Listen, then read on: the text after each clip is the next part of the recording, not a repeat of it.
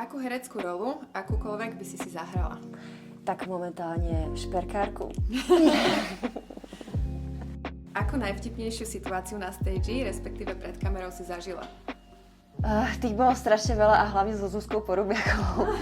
Tam stačí len vedľa seba sedieť na javisku a už sa smejeme. Je to zlá kombinácia.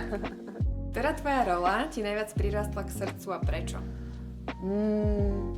Asi každá. Každú mám rada, lebo keď to chcem hrať s radosťou, tak ich mám rada.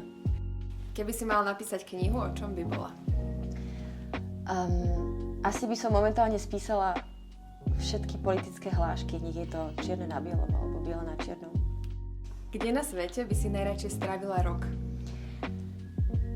Kdekoľvek. Asi bolo by super, keby tam bolo more a keby tam boli fajn ľudia, ktorí sú nejakí rešpektujúci a tolerantní a s nadhľadom. Táto partia, keby bola kdekoľvek, boli by sme tam rok, tak by to bolo pekné.